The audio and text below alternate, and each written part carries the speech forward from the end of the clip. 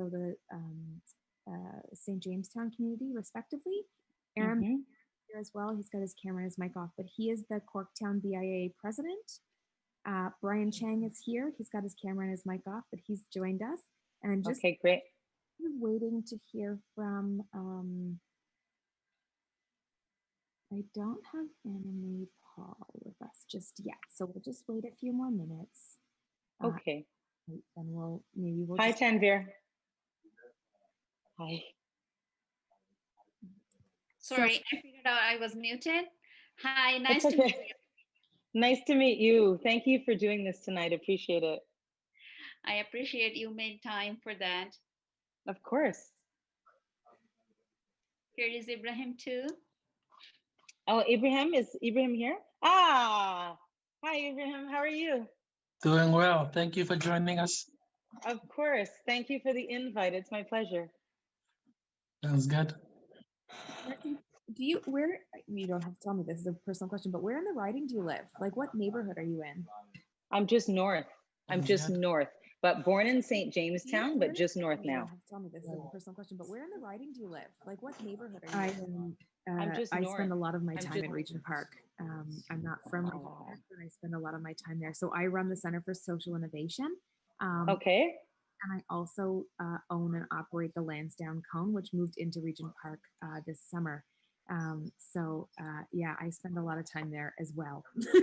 That's awesome. A lot of my time in the riding has been spent at Ryerson because it's my alma mater, but also created a scholarship there and then been mentoring kids for years, sit on the board, and was a visiting professor. So a lot of my time was spent there, a lot.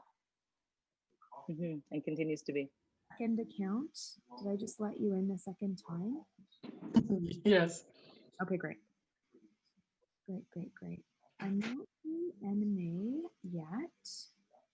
I want to give her a couple of minutes.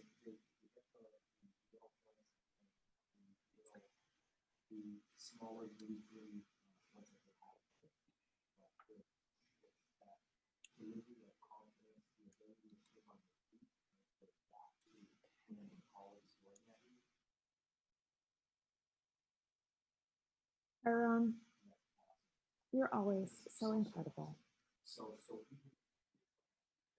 Well, we appreciate it so deeply. So, Brian and Marcy, just so you know, at the end of the first 2 hours, we'll go into breakout rooms. So we'll assign you to both. Well, you three both first, and you'll have moderators with you in each of the rooms, and they'll monitor the chat and they'll make sure that people are behaving well and doing all those things. So you don't have to worry about that. And I will probably stay in the main room to help people sort of navigate through the breakout room. So we'll take a couple of minutes. You'll be able to sort of get a glass of water and do whatever you need to do in between the sort of end of the question period and then the beginning of the meet and greet. And then totally open forum. It'll sort of be people meeting you and asking you questions and that kind of stuff. And like I said, we will monitor for behavior and we'll monitor for compliance with our code of conduct, which we'll go over at the beginning of this meeting. So welcome to Rob and welcome to Anime Paul. So glad to have you with us. It's Anime. It's Anime. Thank you, Anime. Thanks, Denise. You know, we had a debate about how to pronounce your name, and I said, you know, I remember from the last time that she will correct us. And I'm so glad that you did. No. Thank you so much. Welcome. So glad to have you. Enemy, I just wanted to, let me just send everybody in the waiting room a message.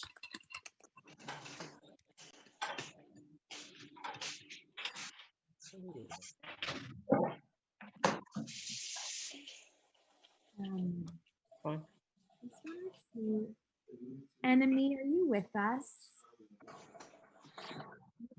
Sorry, what was that? Good morning. Nice to have you here. I just wanted to give everybody a quick run through. I've done it with the other two candidates, but Enemy, I just wanted to make sure that you were sort of up to speed on where we're at. I will have a timer that's connected to my screen. That looks like. And if you want to, you can just pin my screen so that you have a timer and that will notify you of the time that you have left.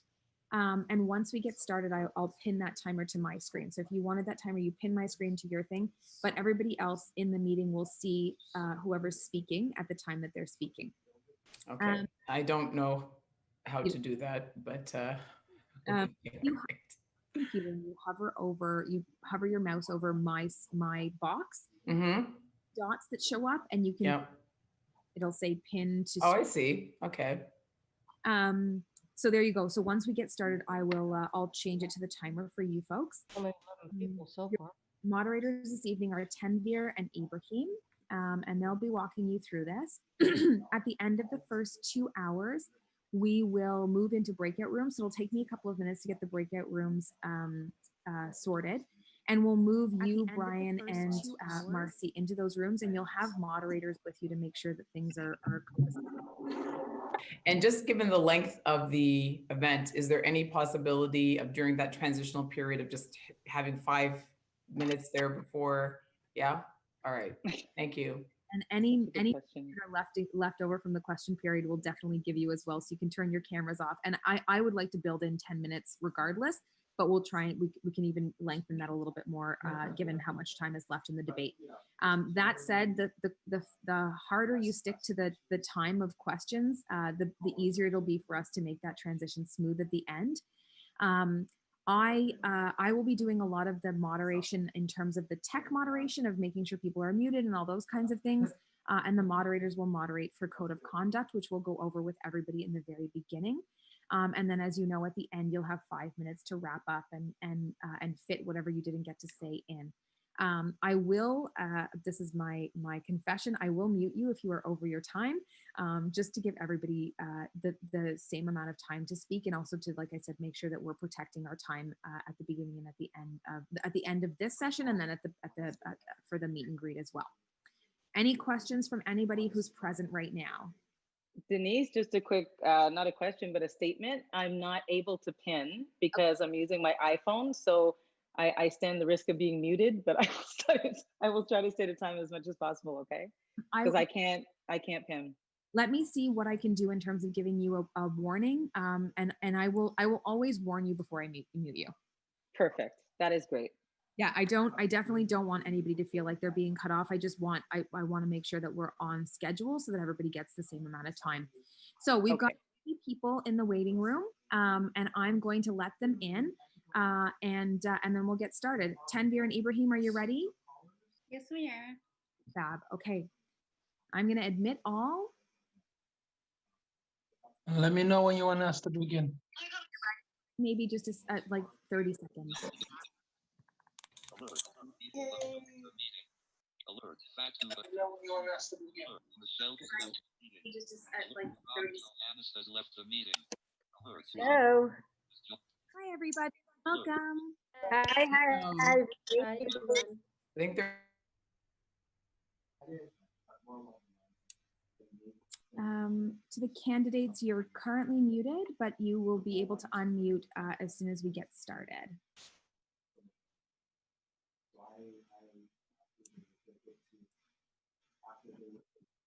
Okay.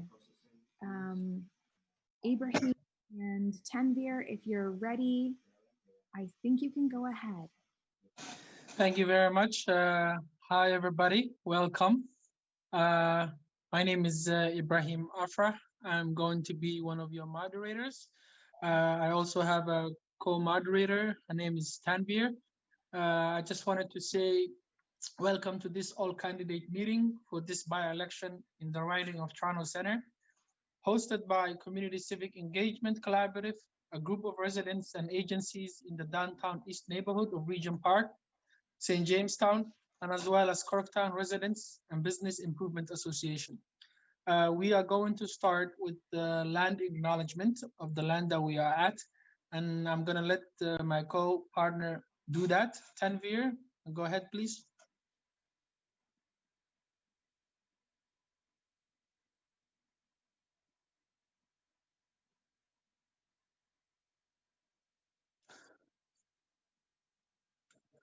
Whenever you're ready, Tanvir.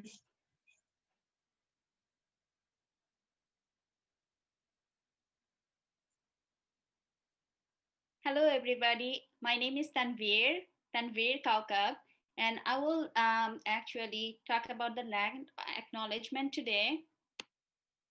The land we are on today is the traditional territory of many nations, including the Mississaugas of the Credit, the Anishinaabe, the Chippewa, the Haudenosaunee, and the Wendat people, and is now home to many diverse First Nations, Inuit, and Métis people from across Turtle Island.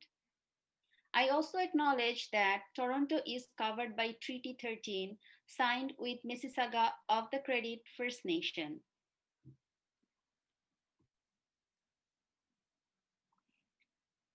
I will share the code of conduct for everyone today.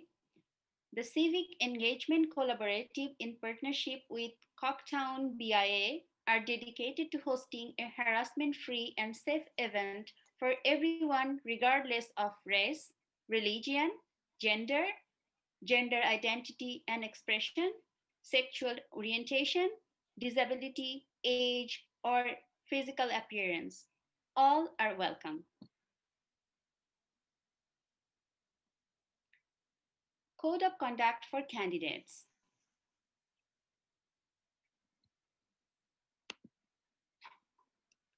This event is about stating your positions on this issue that matters to your constituents, not about taking shots at your candidates. Please be mindful of this throughout the event. Zero tolerance for abusive, racist, sexist, homophobic language. Candidates may disagree with one another, but must be respectful. Candidate will be warned once and removed on second offense of abusive comments. Once removed, candidates will be not allowed back into the events. Candidates will be verbally warned for aggressive language or tone. Please respect moderator and timeliness. Very strict guideline on timing. The mute function can be used if timing is not respected. The CCEC team will be monitoring the room to ensure participants are respecting each other and the candidates. The participant will be removed for abusive, heckling, aggressive language, or tone. Thank you very much. I'm going to share with you guys the code of conduct for attendees. This event is going to be held virtually. Here are a few requests. This is a community event to encourage civic engagement in our community. We hope to create a safe space to understand the platform of the parties present. Please help us by setting an example of carefully listening, respect, and inclusivity, and showcasing the values of our community. Please help us to ensure accessibility for all attendees by remaining silent during the proceeding when the candidates are speaking. We reserve the right to mute participants. We want to ensure that everyone is able to hear what is going on. Please do not display any anti-party slogans or placards of offensive nature in your display screen. Booing of candidates and typing offensive and abusive language in the online chat will be moderated. Feel free to share your thoughts in the chat in a constructive way. If poor behavior is displayed, moderators will issue a warning. If a second instance arises, the participant will be removed from the event for the remainder of the event. Thank you very much for your participation. And now we're going to introduce our candidates.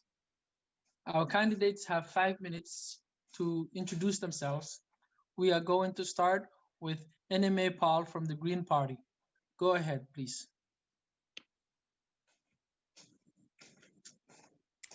Hello, it is such a pleasure to be with all of you today for this event. I'm very excited for the opportunity, particularly in a moment of pandemic when so many of you have so many things on your mind.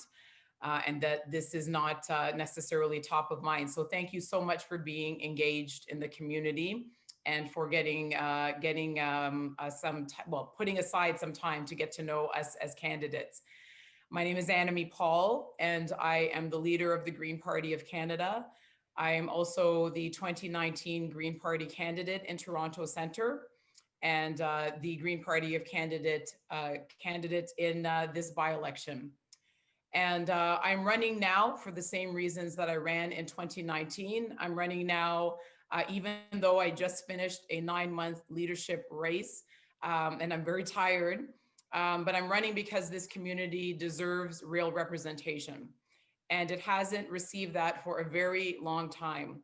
And as I said during my acceptance speech that was transmitted nationally, when I told people I was going to be running in Toronto Centre, I feel that enough is enough. It's enough of having a community that does so much for itself and is so incredibly civic minded, where people take care of each other and where neighbors and neighborhoods are doing everything they can to help those who are most at risk. It's enough of those people having to do the work that government should do for them. What I have seen in this community, and this is a community that I was born in, and my grandma worked almost all of her life as a nurse's aide in the hospitals in, and my mother spent part of her teaching career in, is that 27 years of liberal neglect has led it without basic community services. Every single thing in the last 5 years has gotten worse. Crime rates are up, homelessness is up, child poverty is up. A third of the people in the riding live below the poverty line. The opioid epidemic has spiked. Affordability is low. It is one of the top 10 least affordable ridings in the entire country. And all of this has happened under Liberal watch. And so what I'm here to offer to people in Toronto Centre is the chance at real representation from someone who really understands the community, and who, despite being I think there's some unmuted mics, maybe. Trump is going to win? I don't know. I can't. Sorry about that. Go ahead. Thank you. And so what I'm here to offer is real representation. Despite being the leader of a national party, I can promise people in Toronto Centre that they will always be put first, that I will always wake up thinking about the ways that I can unlock all of the services, all of the programs, all of the various levers on behalf of the people and community. We are here and we are committed to a guaranteed livable income. We are committed to universal pharmacare. We are committed to truly affordable housing. We are committed to universal childcare. We are committed to making sure that every single person that lives in Toronto Centre has the same opportunities as every other part of the city. This is something that I can commit to, and it's something, unfortunately, no Liberal member of Parliament that represents this area can commit to, because their system simply is not designed in a way that allows their members of Parliament to represent people in the riding. So I hope that you will consider doing something you haven't done before on behalf of your community, which is voting for someone who is committed to real representation, someone who has the background and certainly the platform that they can put to work on behalf of the community.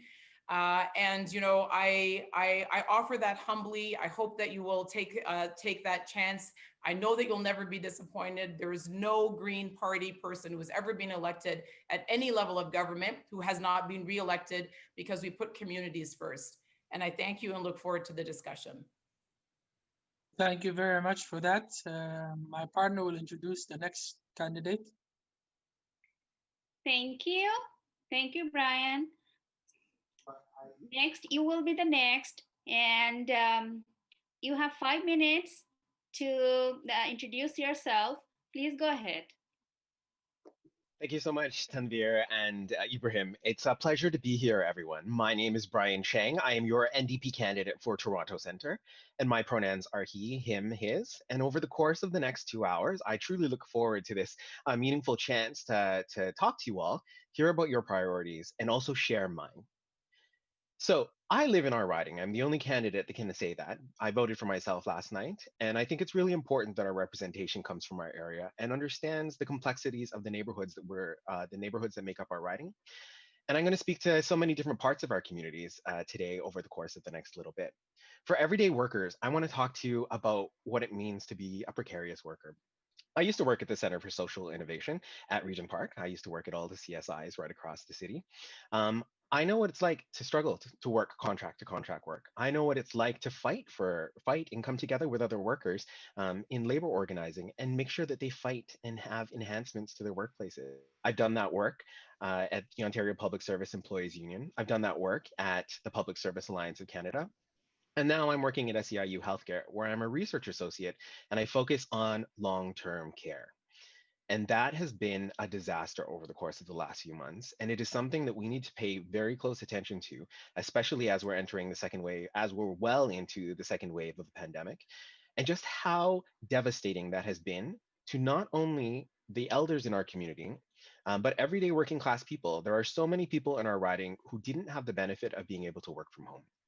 There are so many people that had to continue to go to work, that had to take the TGC to get to work, that have to be stressed out about being stuck in elevators with multiple people to get around. And we need to make sure that we're building resilient communities and resilient workplaces so that people have access to the services that they need. That means things like access to the Canada Emergency Response Benefit. It was New Democrats that fought for the Canada Emergency Response Benefit, which was originally $1,000. And there were so many of us, so many of my friends and family have managed the last few months simply because they had access to that benefit. And it was New Democrats that fought for that to become $2,000. In the last throne speech, it was New Democrats that fought for access to paid sick leave. So right across this country, all Canadians now have access to $500 a week in paid sick time, which means that if you need to isolate for any reason related to COVID-19, you are now not at a financial burden of being without a job for 2 weeks. And for too many people in our community, 2 weeks of work is too much of a devastating loss. And too many people are living paycheck to paycheck. It's New Democrats that will stand up and fight for these things. For arts and culture workers across the riding, this is an arts and culture hub for the entire country. I sing in the Toronto Mendelssohn Choir. I know what it's like to have all of our theaters closed, to not be able to perform. I know what it's like for my colleagues who have not able to make a living off of what they do as actors and actresses and people who work behind the scenes and all the restaurants around our theaters. So much of the art and culture in our community has been silent, and we need to make sure we're supporting that work as we're moving forward. I've worked as a freelance music journalist writing about classical music. I know what it's like to be paid a penny for a word when you're writing. I know what it's like to go months without being paid because it's so difficult in freelance journalism and arts and culture here in our communities. And for those of you who are looking for action on the climate emergency, I have my master's in environmental studies and my undergrad in environmental policy and political science.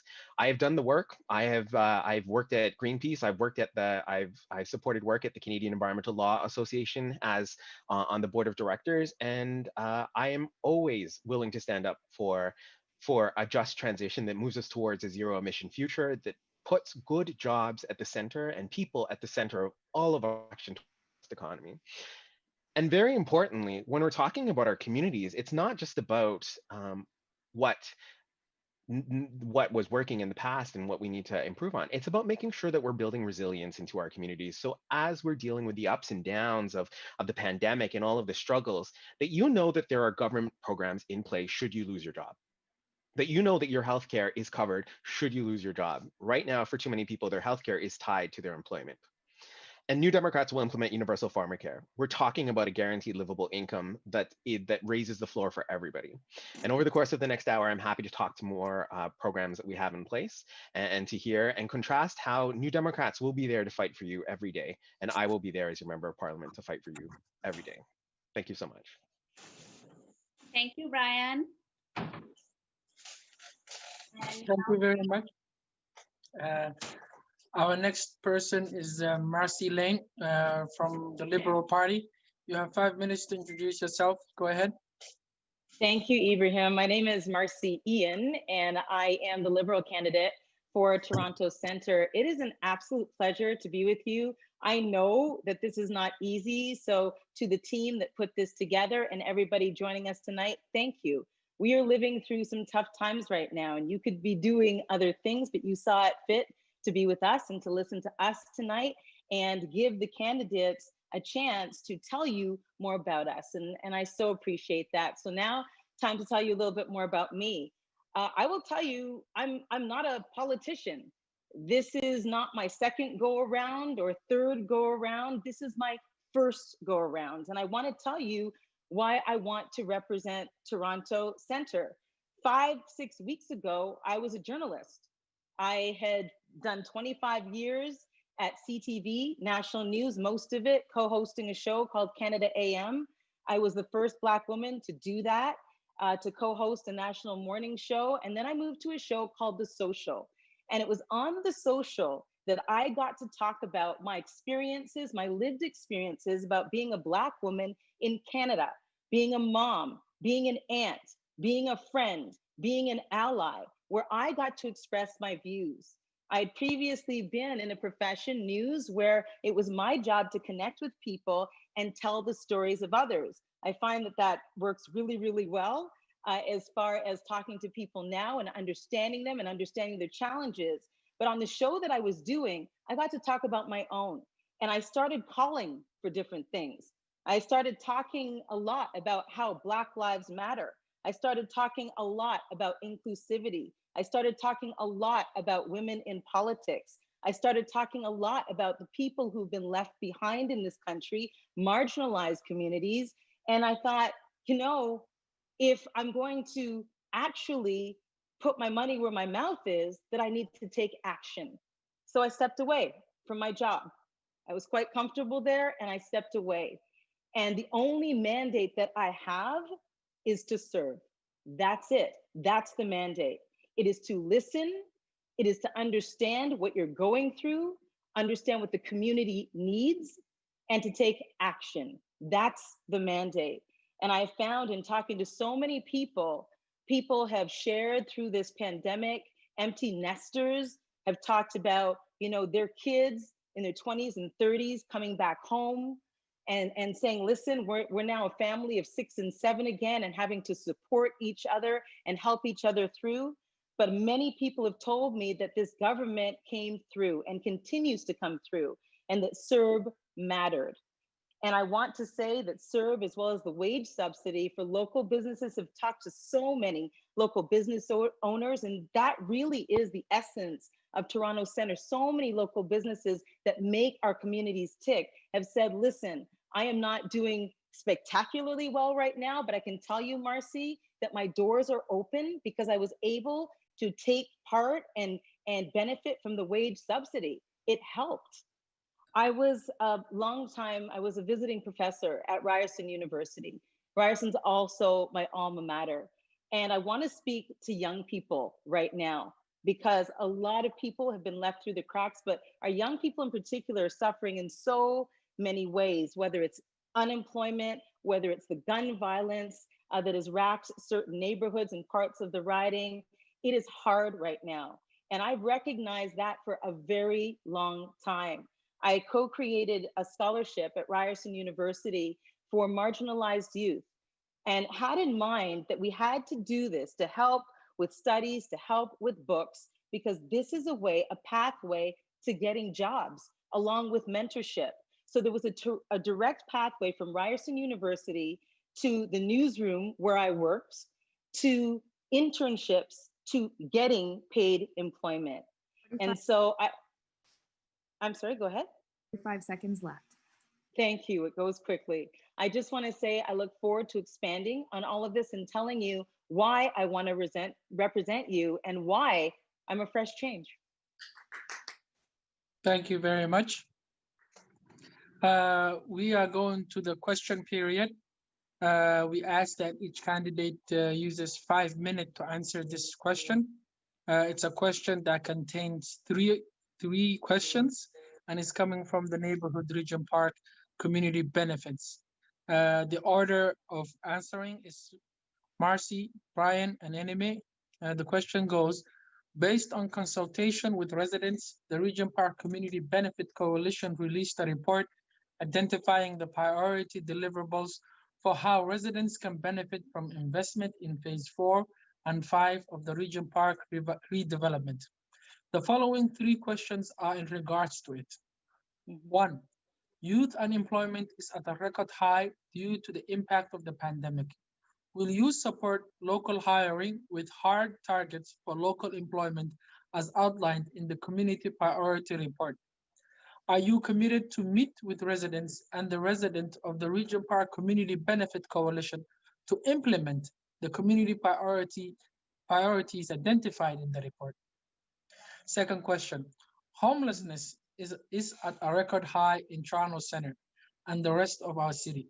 Will you support and fund financial programs to incentivize and support resident access home ownership? Third, in Regent Park, investment made for the first phases of revitalization have generated community interest and participation, which has led to new financial challenges. Will you support and fund the sustainable financial infrastructure for social development in Regent Park community? You have 5 minutes to answer this question. We're going to start with Marcy. Go ahead, Marcy, please. Thank you so much, Ibrahim. There's a lot there, so I'll try and break it up into chunks and start with the youth unemployment. You're absolutely right about that. Young people have been hit hard. And if there's anything that we've seen with this pandemic, is that people have fallen through the cracks. Marginalized communities have fallen through the cracks even harder than others. And youth have been at the center of that. And that is why we came up with the youth employment skills strategy. And what that does is help people, help young people in particular, marginalized young people in particular, gain skills that they need to work in the workforce. I also want to expand on mentorship here because this is important. I had a Zoom call with 6 young men in the Regent Park community about 3 weeks ago, and they were amazing. One was a teacher, one was an artist, and there were several community activists. And to a person, they said to me, Marcy, there is no way that we would be here able to do this call with you if we didn't have somebody looking out for us. If we didn't have somebody who said, this is the skill set that you need to make it, you need to go to school, this is how you do it, this is how you do post-secondary, and I'm going to help you. They said that people put in the time for them and they wanted to do the same for the community. And so what one young man said to me, he's a photographer and he runs a program in Regent Park for kids who are interested in photography. He said, this is where it starts. If you can see it, then you can be it. And we have to show our young kids, this doesn't start when kids are 15, 16, 17, 18 years old. This starts when kids are younger, so they can understand, like building blocks, that this is what you do in order to succeed. This is what you do in order to get to where you want and to realize your goals. And it was such a community-minded approach. They said, we're in it, we're not in it for the money. Everything that they have done on their own dime. And I appreciated that, but my question to them was, how can I help you? If I'm elected, this whole idea of you doing this on your own, I want to make sure that you have help. They're just doing it. They're getting together with kids on a Saturday afternoon or after school, and they're helping their communities. So I think, when it comes to youth unemployment, it starts with building a skill set first, but also knowing that there's a government there that is helping with youth skills and has a strategy to do so. When it comes to homelessness, this government in 2017 announced that it would decrease homelessness. This is chronic homelessness that I'm talking about, by 50%. And now that the pandemic has hit, the government has gone one step further and said, we've got to build back better and we want to eradicate it completely. How do we do that? It means that we have to dip into what is called the National Housing Strategy. What that does is it increases investments to rapid housing in the short term, and then it partners with not-for-profits in the medium to long term. We have created affordable housing for more than 1 million Canadians. That is going to continue. I am not saying that the program is perfect. It is not, but it is definitely a start. Thank you very much. You still have a minute if you wanted to use it, or do you want to go? No, go right ahead. I'm fine. Thank you very much. Same question for Brian. You also have 5 minutes to use. Go ahead, Brian. Thank you so much for the question. And I think it's really important to acknowledge that these are what the community is looking for with these sets of questions is a representative who sees them and recognizes that there's a need and that need hasn't been met in previous governments and in previous policies. And I'm going to push back really hard when it comes to the Liberals, because if youth were the focus of the Liberals, we wouldn't have seen students fall through the cracks over the course of the last few months. That students have consistently said, we do not have access to the Canada Emergency Response Benefit. We are graduating with loads of debt. And the debt load that post-secondary students are carrying right now is over $30 billion. That is money that we're putting on the backs of young people today who are trying to just get ahead, trying to get an education, to get a little bit further ahead so that they can make a good life for themselves. And that is super problematic because the Liberals aren't talking about what it means to move towards tuition-free post-secondary education. They're not talking about the investments that we need in terms of supporting our youth through that. And we're hearing, when it comes to homelessness, we're hearing about the National Housing Strategy. And yes, it is the very first strategy that we ever, that a national federal government has ever put together. But it is very important to compare that and contrast it against what came before, which was the Harper years. And if we look at the 10-year average of what the Liberals are proposing, it's actually 14% less than what we were getting before. A lot of what was announced last year hasn't even started flowing. We were promised this when the housing strategy was announced in 2017. I want you to think about that. 2017 was when the national housing strategy was implemented. And ask yourselves, has housing gotten any better over the course of the last 3 years? And the answer is no. The housing costs have gone up higher than ever before. What I am willing to do is I will come to the table. I will have a conversation with you and the Community Benefits Coalition.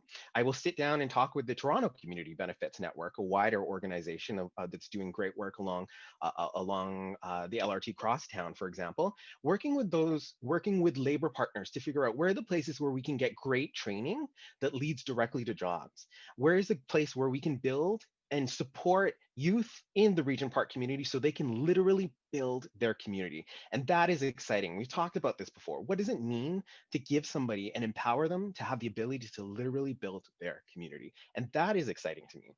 So we have the ability to do this work, and I am 100% support community benefits agreements.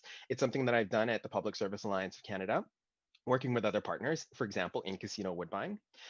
And then making sure that when we're moving towards phase 4 and 5, that we're meeting with the community. There are a lot of learnings that we have from how phases 1 through 3 went in Regent Park, and it's making sure that we're taking the best of those pieces and meeting with the developers so that they know that there needs to be A, B, C, D, E, F, G, H, I, J, K, L, M, N, O, P, as much as you want, so that they know that this is the pathway and the steps that they must take, the job quotas they must provide, the job training they must provide, the guarantees for pathway to home ownership, the pathway to making sure that affordable housing stays affordable and that people have the right to return to the community. There's so much, but we need to lay that out so that developers know that if you want to come into this community, and if federal money is going to be used for this, if city money is going to be used for this community, then it must meet the needs of the community. And I know that so many of you are doing that great work in the community, and I want to be there to help support that and make sure that we are meeting those needs. So when it comes to making sure that we're also meeting the needs of homelessness across Canada as well too, this isn't an issue that's just we're seeing it in very, very acutely in downtown Toronto, but we're also seeing it in other places like Vancouver. And when we're talking about homelessness, we have to remember that the focus should be on housing, that people are not choosing in many cases to be homeless. They have been put in that situation due to systemic poverty, systemic systems that have led them to that path. And we need to make sure that we're meeting them on a continuum of housing, making sure that we're investing in not only affordable housing, but also adequate shelter space that's funded by the federal government and city partners and provincial partners, and then making sure that we're meeting the needs of people consistently time and time again so that we're not seeing the cycle of people coming into the system, leaving the system, coming into the system, leaving the system, that we're really building them up. And a great way that we can do that is with a universal basic guaranteed livable income, something New Democrats are pushing for, and Leah Gazan, the NDP MP for Winnipeg Centre, is pushing for, and I fully support that work. Thank you for the questions. Thank you very much. Eneme, you also have 5 minutes to answer this question. Whenever you're ready, go ahead. Thank you very much. And I was very happy, along with Brian, to participate in the discussion and debate that included these questions and to be able to respond to them in advance. And, of course, the answer is yes, these are things that anyone who cares about the community, cares about Regent Park and its residents would support. If you represent a community or seeking to represent a community, you have to understand the needs of that community, and you have to be honest about where the community is at this particular moment. And where this community is after 27 years of Liberal MPs and after 5 years of this Liberal government is one that has skyrocketing rates of youth unemployment. And let's just talk about youth for a second. Youth throughout the pandemic have been treated like second-class citizens. Our students, and we're very lucky in Toronto Centre to have a number of excellent post-secondary institutions, not just universities, but all kinds of training and apprenticeship programs. Those youth had no jobs this summer. They had no jobs this summer. 40% plus of students were unemployed this summer, and the jobs they were promised by the government never materialized. They were given a fraction of the CERB when they should have been given the entire thing. And then they were told, figure it out when it comes to going back to school. I called for during the leadership race for there to be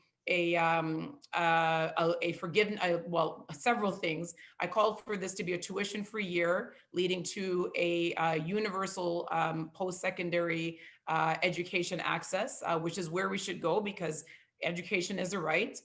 That didn't happen. We asked for loan forgiveness from the government. That didn't happen. Students have been left completely to fend for themselves. Many of them are living in poverty, and many of them have not been able to go back to school. So that is the current situation and current policies of the Liberal government in action on behalf of our community. In terms of homelessness has spiked extraordinarily within Toronto Centre. It was a problem before, and now it is an agonizing crisis within the community. The national housing strategy, even when it was introduced, did nothing for Toronto Centre residents. And again, we're talking about Toronto Centre, not about anywhere else. What we need are the things we talked about yesterday. Brian has covered some of them very, very well. We need all the things that have been abandoned slowly over time: micro housing, co-op housing, purpose-built rental housing. Excuse me. All of the things that we knew how to do and that we used to do and that should be helping a community where 25% of the people pay more than 50% of their income just to afford to live in it. And so, we know what the solutions are. What we're lacking at this moment on behalf of people in Toronto Centre is true leadership. We're lacking representation that puts the community first and that is not satisfied with solutions that may work in other communities, but are doing nothing for people in Toronto Centre. The Green Party has called for a guaranteed livable income exactly so that no one ever falls between the cracks again. It's a necessary piece we've been calling for years, and we're very happy to see other parties supporting it. It shouldn't be political. We've also called for a true affordable housing strategy, and many of the things I mentioned are in that. And we're calling for emergency benefits to be extended to students and the disabled on exactly the same terms as they're extended to every other person in Canada, so that we all have the help we need in our community during this critical phase of the pandemic. And I look forward to working with Regent Park, Community Benefits Coalition, and all the community leaders who are doing everything that they can and just need a little bit of help from the leadership that is supposed to be representing our community at the federal level. Thank you very much for answering these questions. We're gonna go to the next question. The next question will be answered by my co-host, Tanvir. Go ahead, Tanvir. Thank you, Ibrahim. So let's move on to the next questions. And it is about gun violence and police funding. The number of shooting involved a handgun continue to dominate the daily morning news cycle.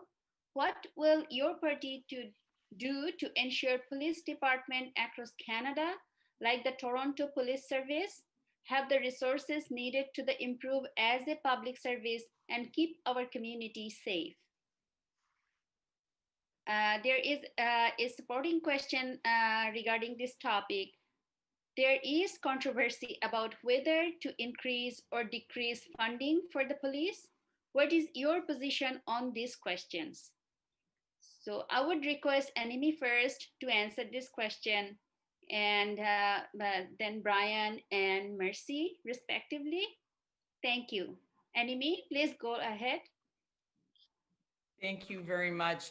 And there's going to be a lot of real talk and straight talk, but there's always a silver lining, because every time we have an election, people in the community have an opportunity to make different choices that can set us on a different path. And so this is really what this is all about in this by-election for me. And that's the opportunity that I'm offering to people in Toronto Centre. Sorry, just to clarify, is it 5 minutes for this, or is it 2 minutes? Because I see the clock that's pinned here is at 1 minute and 36 seconds. It's It's 2 2 minutes. I'm minutes. very sorry. Oh, it's shrunk. It's 2 minutes from for everyone. Okay, so just very quickly then, in terms of this, we all know every single crime statistic in Toronto Centre has gotten dramatically worse over the last 5 to 6 years since this Liberal government came in. And so what that tells me is that whatever plans they had for this community, if they had any at all, are not working. And so we need a partner at the federal level that is providing the help to create the whole suite of services that we know protect communities: mental health care services, affordable housing services, supports to deal with child poverty and with poverty in general. And we know a third of the people in the riding live below the poverty line. These are the kind of real solutions that we need. And in terms of policing, the police should be doing what only police can do. The rest of that money and the rest of those services should be allocated to existing community supports where they exist, and to creating new ones where they don't. And then there should be more community oversight over policing.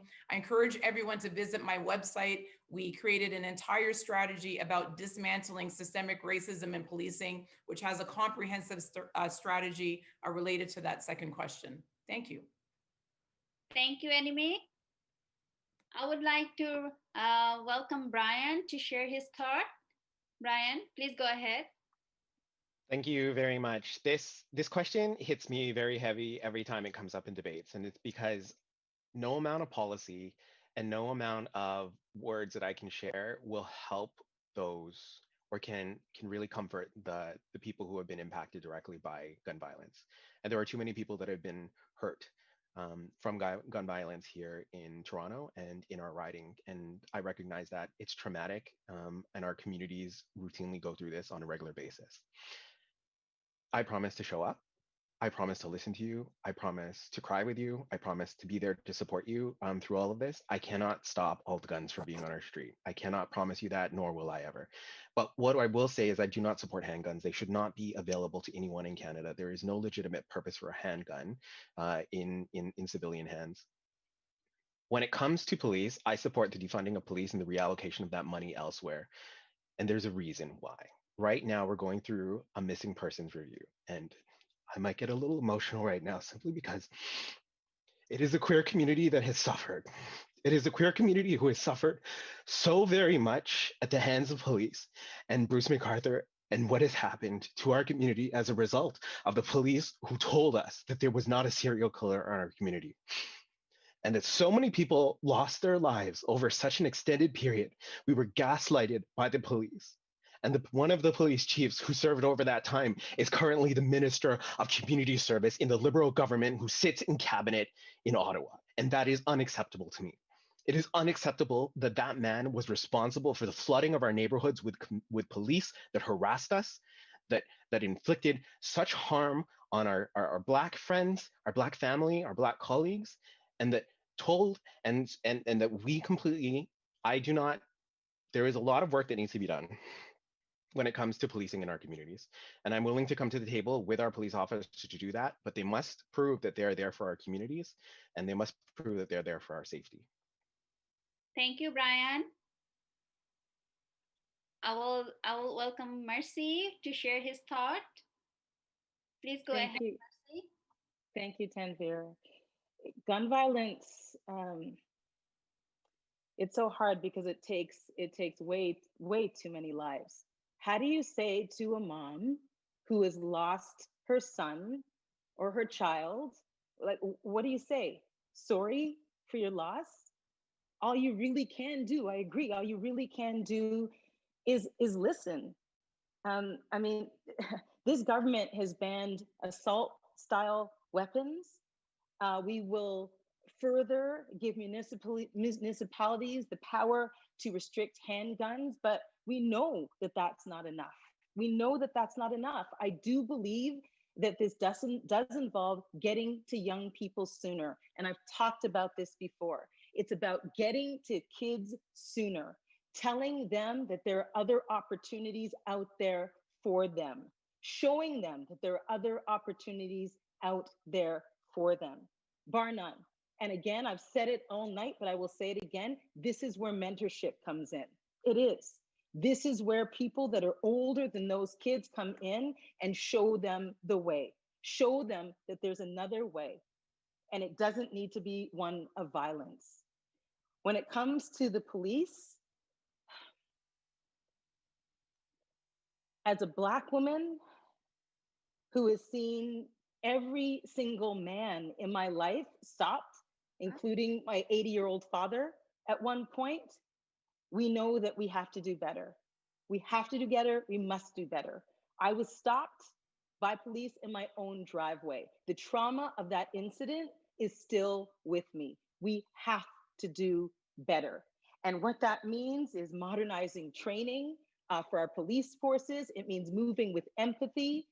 And it means making the important decisions that count for our communities that frankly have been under siege. Thank you very much. We are going to go to the third question. This third question is about income security and employment. This question is for three of you, 2 minutes each. Marcy, you're gonna go first, Brian and Enemy. The question says, I would like to know what each candidate's plan is for supporting persons with disability, not just mental health, in terms of reliable basic income support. Employment measures have not made much difference to increase our rate of employment. And for a blind educated person like myself with years of temporary and part-time precarious employment, a basic income support would go a long way, especially now that I am in my 50s. So this question is not coming from me. I'm not a vampire, but it's coming from a member. So we ask you to answer it 2 minutes. Kindly go ahead. Sure. And I will thank the member for the question because it's a good one. This government doesn't propose to know the answers to every single question. And that's why when the pandemic started, there was a COVID-19 disability advisory group that was put in place because we wanted to hear from the people who had the disabilities, what life was like, what they needed, who they were, the challenges. We needed them to identify the issues because they live it each and every day. So we immediately struck that group. And what we heard from them is that they needed employment support. And so this is what we provided. Employment support, $600 a month is what we said. We are also committed to developing a comprehensive disability inclusion plan. And this would be modeled on the guaranteed income supplement for seniors that you may have heard about. So we are learning as we go. We are in a situation that is unprecedented. So I'm not going to sit here and say I have the answers for every single thing, but I will say that it's important to hear from the people who actually are going through various things. So thank you to this man who wrote in and asked this question, because this is the kind of advice we need. We need to know what you need. So thank you. Thank you very much. Uh,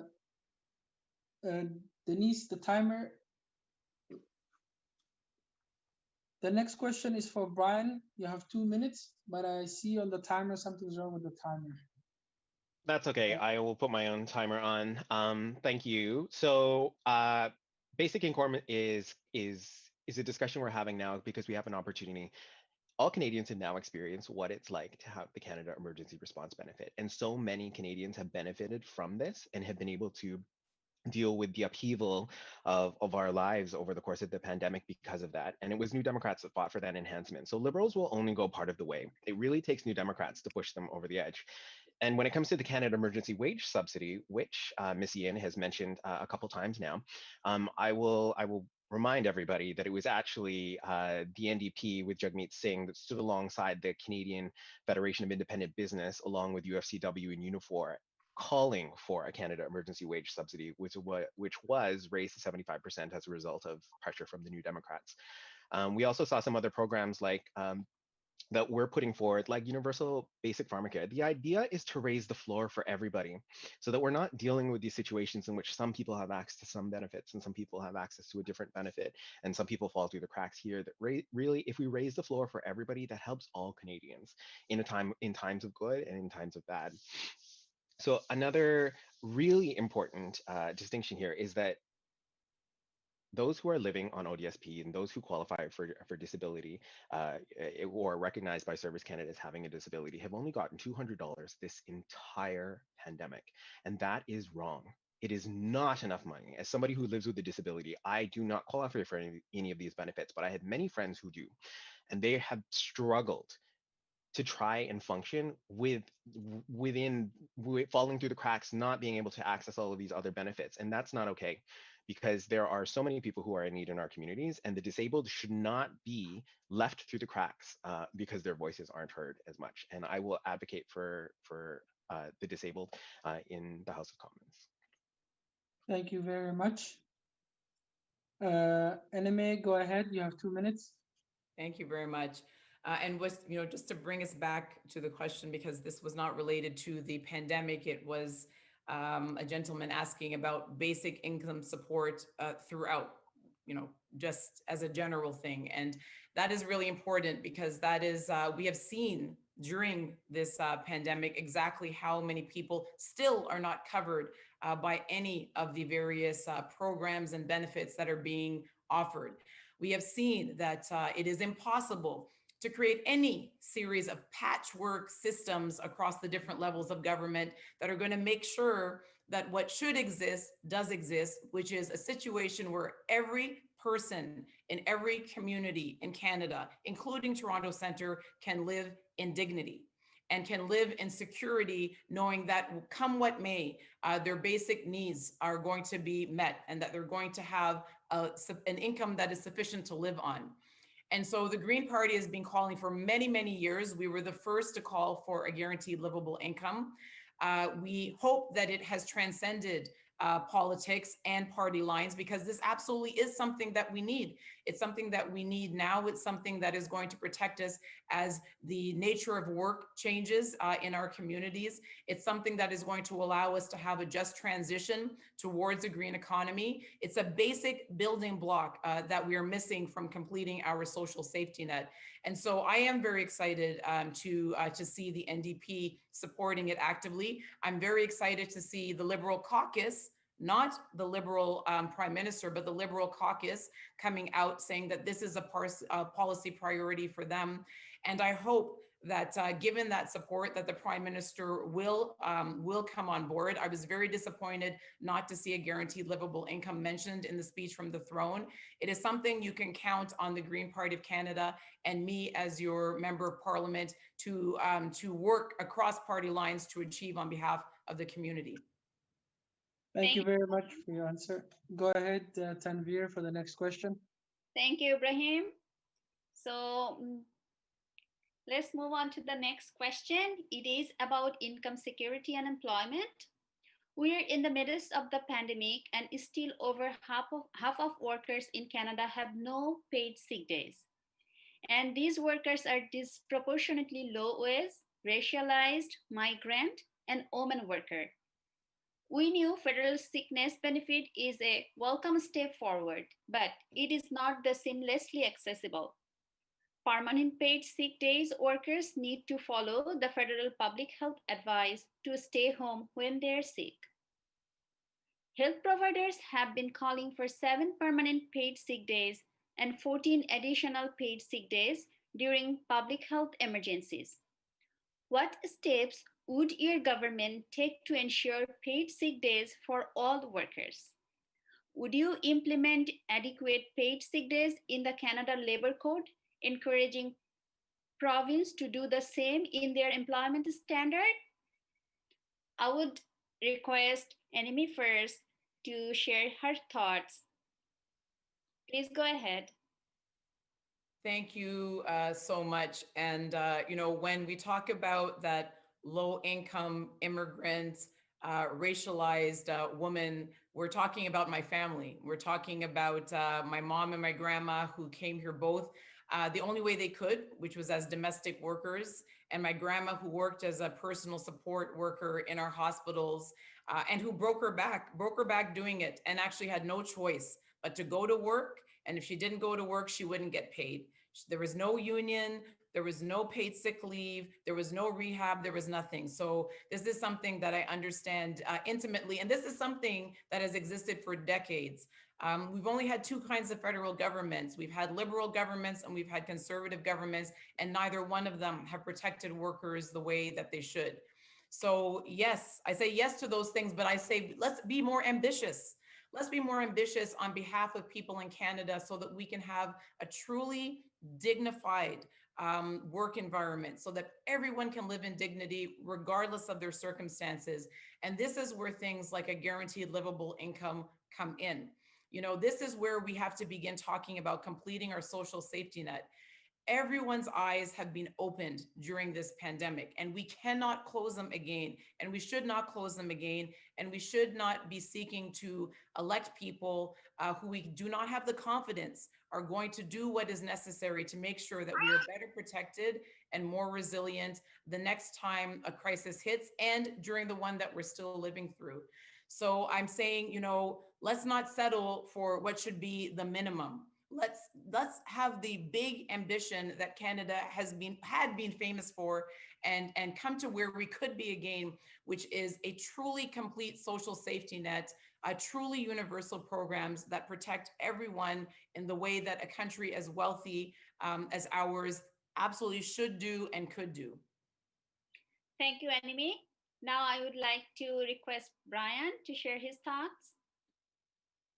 Thank you so much. And many of you will know that there was a rollout earlier this month of brand new federal programs that are available to Canadians. And one of them is called the Canada Emergency Sickness Benefit. And this is 100% because of the New Democrats, that this was a condition of our support for the throne speech, that we wanted paid sick leave for every single Canadian right across this country. What that means is that sick leave is very much the vast majority of workers are covered by provincial jurisdiction and provincial law, but where there are federal workers, they have it differs. But what we have secured is actually funding $500 for 1 week, which is renewable for an additional week, and that's available to all Canadians who need to take a leave due to COVID-19.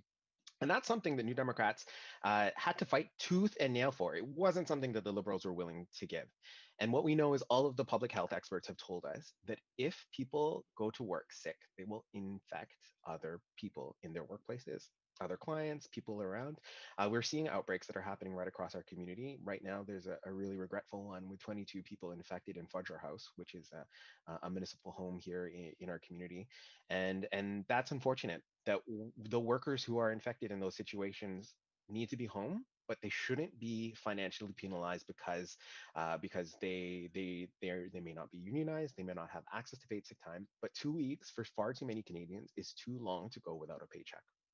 So because of the New Democrats, you now have access to a benefit that will give you $500 for up to 2 weeks so that you can stay home and stay safe and not worry about being in financial crisis because of COVID-19. Thank you for the question. Thank you, Brian. Now I would like to request Mercy to share her thoughts. Please go ahead. Thank you, Tandra, and thanks for the question. And Brian, you make a good point. You know, we are in a pandemic, and this is the time for parties to work together to give Canadians what they need, what they deserve. And this government, on a dime, stopped and made sure that Canadians were taken care of. We put health first, and that's what people are telling us: health first. And, you know, we said it's not a time for austerity, it is not a time to pull back. It is a time to work together. And as your MP, I'm going to do just that. You know, all levels of government, it doesn't matter who you are, which party you're with, I will be working with you for the people of Toronto Centre, much like our government, our federal government does right now. Working with parties coming together, it is the time to do that. Canadians, the people of Toronto Centre, are depending on us to do that. With regard to the sick benefit, no one should ever, ever have to make a choice between staying at home with COVID-19 symptoms and being able to afford rent, being able to afford groceries. And that is exactly why we introduced the recovery sickness benefit. And what that does, it provides $500 per week for up to 2 weeks. It's part of the Safe Restart program that we have talked about. 2 weeks of sick leave to all Canadians. And the context, of course, is in COVID, in these COVID times. But we are here for Canadians. We have shown that we are, and we are showing that we will continue to be. Thank you, Marcy. You have 23 seconds left, but that's okay. It's 20 seconds. We'll save it for the interim. That's fine. Thank you. Ibrahim will bring some more questions. Please go ahead. Thank you. Thank you very much, Tanvir. We will go to the next question. Last year, the federal government promised to deliver a federal minimum wage of at least $15 per hour, starting in 2020 and rising with inflation, with provisions to ensure that where provincial or territorial minimum wage are higher, that wage will prevail. Given the fact that there is only 11 weeks remaining in 2020, and the federal government has so far made no move to introduce the requisite legislation, if elected, what will you do to ensure the federal government will fulfill this basic commitment in 2020, and to ensure the federal government in its remaining mandate leads by example in legislating standards for decent wages and working conditions, the Canadian Labour Code? We give each one 2 minutes to answer. We will start with Marcy. Please go ahead. Ibrahim, the answer is short and to the point. The government is working towards the $15 minimum wage, but a pandemic happened. A pandemic. That's what we're dealing with right now. So focus shifted. And I have to be honest about that. A lot of things that were being worked on actually had to just kind of be shifted to the side, and we had to make sure the Canadians had what they needed in order to survive, in order to stay healthy, and to make sure that we continue functioning and functioning well. The pandemic happened, focus shift, but we are absolutely committed to the $15 minimum wage, and that is something that I will be pushing for. I see it as very, very important. Thank you very much. Brian, go ahead. You have 2 minutes on the clock. Thank you. I also realize the order has been changing around, but I always seem to be in the middle. I'm happy to go first or last so that Marcy and Enemy both have an option at some point. I'm totally okay with that. Feel free to change things on the fly. I'm okay with that. I wanted to just so yes, we need to recognize that $15 right now is just something that we were pushing for a few years ago. What we want to be moving towards is a minimum wage that's tied to a living income. That the amount of money that we're mandating as a government should be paid. The very minimum should be livable in each jurisdiction, and that's going to vary depending on where we are in the country. And right here in Toronto Centre, I have some statistics about what it costs to rent a 2-bedroom apartment here in Toronto, and the amount of money that you would need to make in order to afford a 2-bedroom apartment in these neighborhoods. Along the Bay Corridor, which is where I live, it's the highest at 70. You would need to be making if you were working 40 hours a week, you would need to be making $73.17 a week, or working 209 hours a week at $14 an hour to be able to afford a 2-bedroom apartment along the Bay Corridor. If we're looking at Regent Park and Moss Park, you would need to be making $38.70 an hour to afford a market rate rental at and that would or working 111 hours a week at $14 minimum wage. So what we know is that the provincial government here is not taking the leadership. The Doug Ford government cut the rise to $15 minimum wage here, and as a member of parliament, I would stand up against that and be like, this isn't the right direction. The wages need to continuously go up, and it is incumbent on us as representatives to ensure that that number continues to go up, and that it's tied to making sure that it's livable and that it is appropriate to everywhere that we are across the country, and making sure that the needs of Toronto Centre are met as we're talking about a living income. Thank you for the question. Thank you very much. We do apologize that you happen to be in the middle all the time. Anime, you have 2 minutes. Go ahead, please. Thank you. And Brian took some of my statistics there, and I won't repeat them again, but they are, I want to let those sink into people, because again, we are talking about Toronto Centre and what people need in Toronto Centre. And, you know, with the greatest respect to Marcy, because, you know, we're both women who are from a racial group that is very underrepresented in politics. And so I say that, you know, I welcome her to this race, and I want to see more women like us running. But, you know, to be saying that the Liberals have shown up for people and shown up for this community, after having heard all the things just in this debate that we have said about homelessness rates, about affordability issues, about the opioid epidemic, about youth unemployment, about crime statistics, and to say that the Liberal government and Liberal members of Parliament have shown up for people in this community is just simply not correct. And so we need, again, to have real representation for people in this community. We should not be creating any pandemic emergency plan that is built on the backs of the lowest paid people in our society. And so we should have a guaranteed livable income. We should have a livable wage, and we cannot use a pandemic as an excuse not to provide one. Particularly if we're representing this community where people need it more urgently than almost anywhere else in the country. So we need to be more ambitious. $15, I know that there is a strong coalition in the community supporting that, but let's go further. Let's talk about what it takes to live in dignity in Toronto Centre, and then let's make sure that every single person has that. Thank you very much. Finding out those statistics really tell me that I can't even afford to live in my own home. Mm-hmm. We will go to the next question. Tanvir, go ahead. So next question is about income security and employment. The COVID-19 crisis has shown that none of us is safe unless all of us is safe. The pandemic has also shown that migrants are essential workers who keep all of us fed, protected, clean, and cared of. They themselves lack essential protections.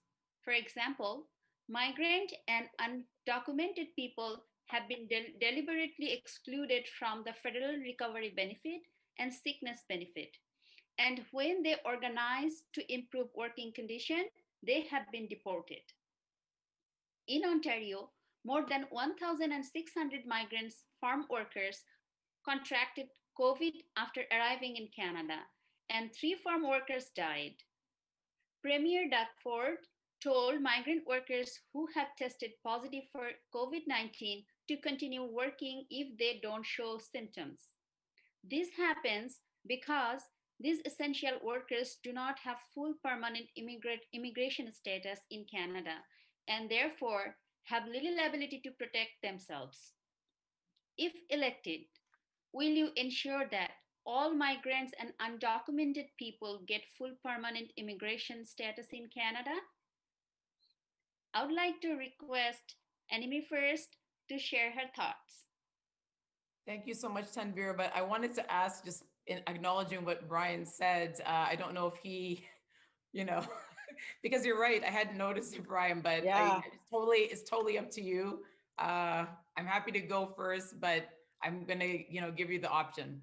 No, I will explain a little bit maybe. Okay, We okay. did it alphabetically ordered. That Oh, Brian will, sorry, Ibrahim will go to like opposite of alphabetical orders, and I oh, will go like Anime, Brian, and Mercy.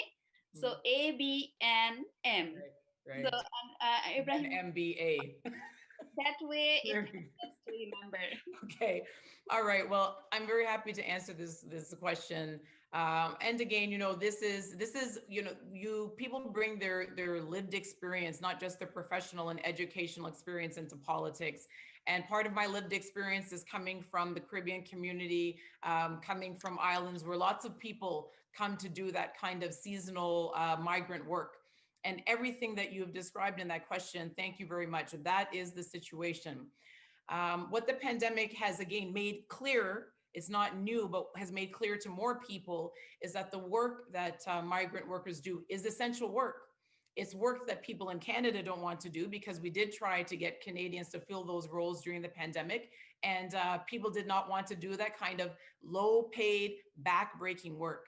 So if it's essential work, then that means that we have a gap in our labor market. And if we have a gap in our labor market, then here are the people to fill it. They should absolutely have a very clear pathway towards permanent residency if that's something that they want. And they should have all of the same labor and health protections as anyone else in our society. And so this is something that we called for before the pandemic. We have been calling for this for years. It's in our 2019 platform. I wrote about this during the leadership race, during the Green Party leadership race. I'm also going to use this as an opportunity to say shame on the Liberal government. Shame on the Liberal government for blocking asylum seekers from entering this country. The federal court has said very clearly recently that asylum seekers are not safe in the United States. The United States is not a safe third country, and we continue to close our borders to anyone seeking to cross into Canada to seek asylum. It is illegal. It is a violation of our international obligations under international law. And it is also completely inconsistent with the values that we cherish here in Canada.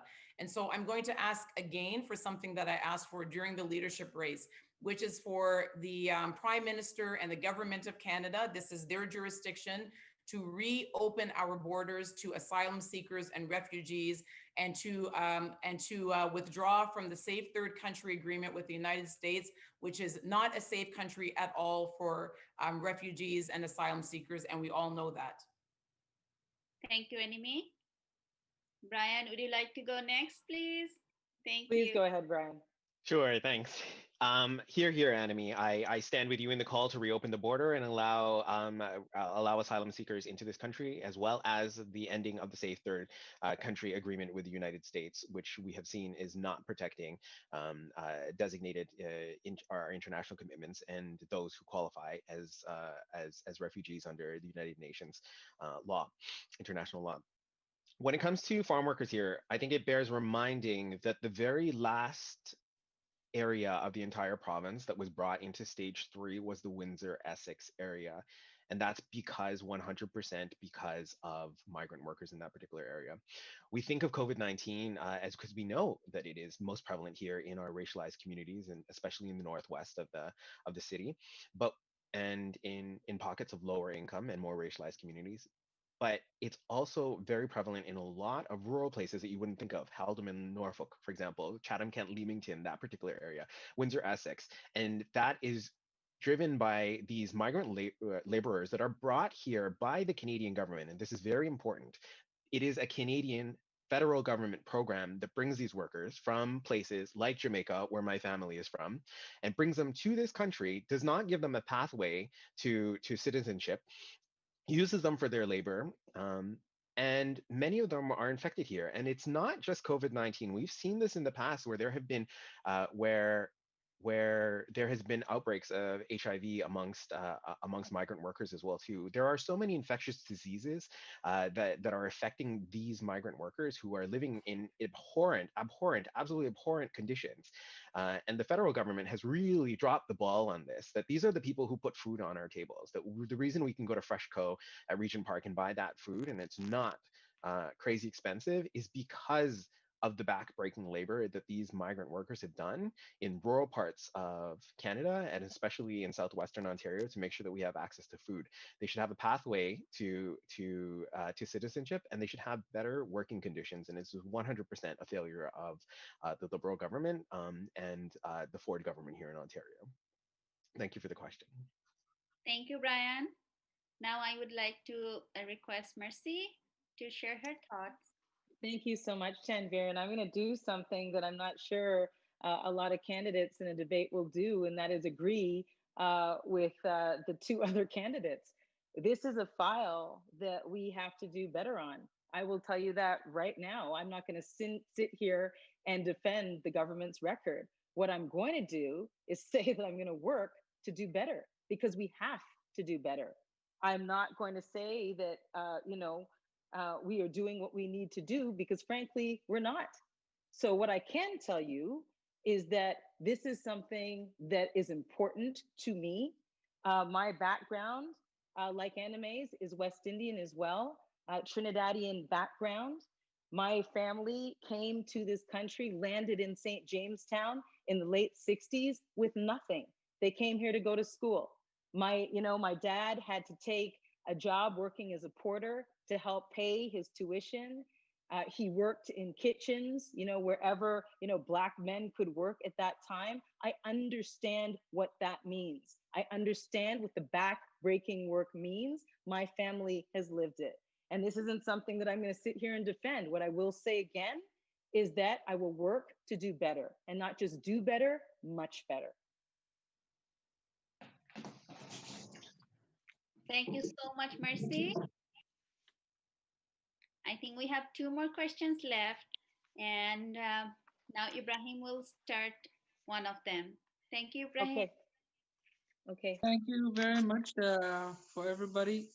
This question says, a recent report by the Canadian Centre of Economic Analysis shows that the Canadian Child Benefit as a form of basic income was an economic stimulus that contributed nearly 500K jobs and 46 billion to GPD. Along with the CERB, and now the CERB benefit has given many Canadians the opportunity to keep their homes, stay fed, and safe during COVID-19 pandemic. Can the candidates commit on their views of a full basic income and why we aren't pursuing this now? I'd like to start with Marcy. You have 2 minutes. Go ahead, Marcy. Yes.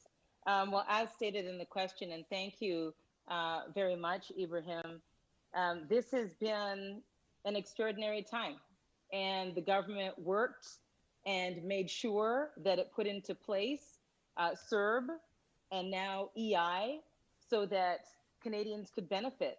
The Canadian Child Benefit is part of that. And I have talked to people, residents, so many in Toronto Centre, who have said, listen, this has helped us, and this has helped us immensely. We'll have to take a look at where we go from here.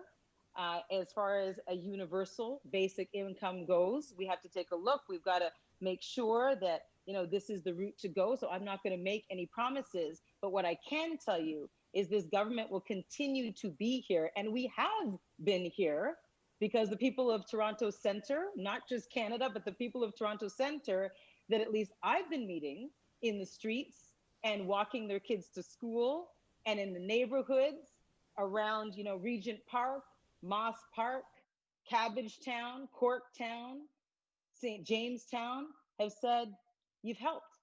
And so we will continue to do that. We will take a look on the best way to do so. Thank you very much. Brian, you have 2 minutes. Go ahead. Thank you. It's not surprising to see these numbers that it's quite astounding when we provide something like childcare to people, because it means that women can participate fully, and anybody who has a child, whatever their gender is, they have an ability to participate fully in the market without having to worry about childcare or the burdens of childcare. So the childcare benefit, which Marcy has indicated, is something that the liberals have used for a little bit, but it's not actually something that meets the needs of what people are looking for here.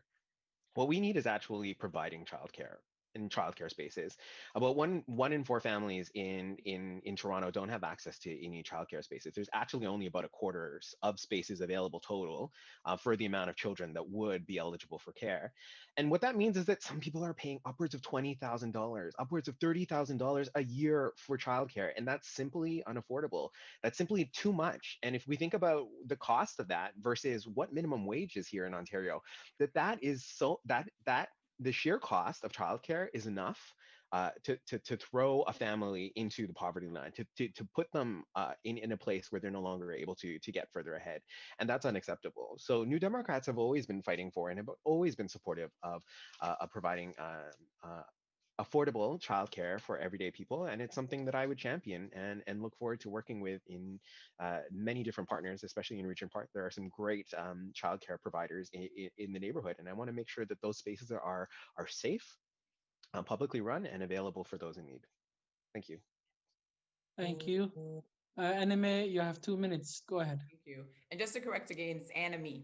Anime. And Sorry. like enemy and a you, enemy and a you. That's how to remember. So the question was about a full basic income and why we aren't pursuing it now. And that is an excellent question. And I don't know the answer to that. We have to turn to our government and to the people who are members of that government and ask them why.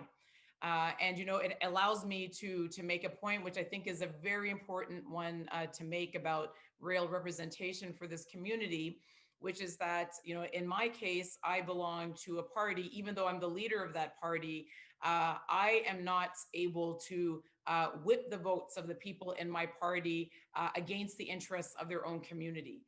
If someone in my community, if someone in my caucus says, you know what, my community needs something and I don't see it here in what we're proposing, so I can't support it, then that's what happens. We have our core values, but our first obligation is to represent the people in our community. And so that is not the case with the other political parties. That is certainly not the case with the Liberal Party. So a member of parliament from that party that goes to Ottawa has got to toe the party line, regardless of what they think. There is no room for independent thought there. When it comes to a guaranteed basic income, I'll give you that example. The Liberal caucus told the Prime Minister that their number one policy priority going forward was to pursue and to investigate the creation of a guaranteed basic income. It was not in the speech from the throne. The Prime Minister is not talking about it, and the entire caucus is silent about it. So what you need in this community, what we need in this community, is real representation that has the independence and autonomy to put the community first, to identify the programs that it needs, and to unlock every single program, every option, every lever on behalf of the community.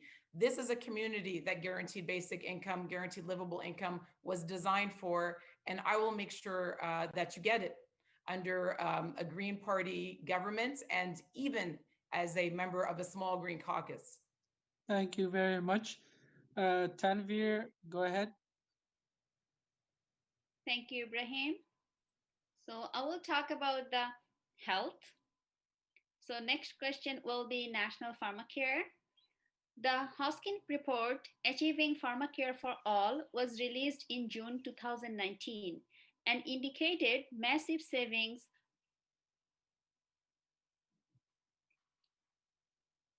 Sorry, we lost you, Tanvir. I'm sorry. Something happened to the screen. Okay. So, I will start all over again.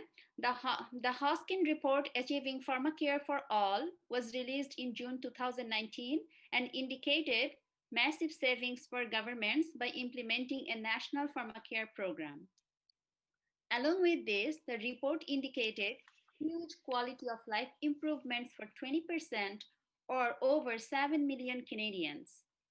How would you work with your provincial counterparts to make sure these government cost saving and quality of life improvements are implemented sooner than later?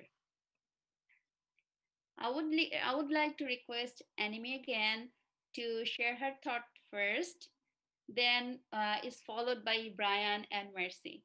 Thank you. Thank you so much. And it's an excellent question. You know, we, for those of you who don't know, we are the only country that offers universal healthcare without universal pharmacare. And so this is a long time coming. My first son was born in the United States while I was at graduate school down there.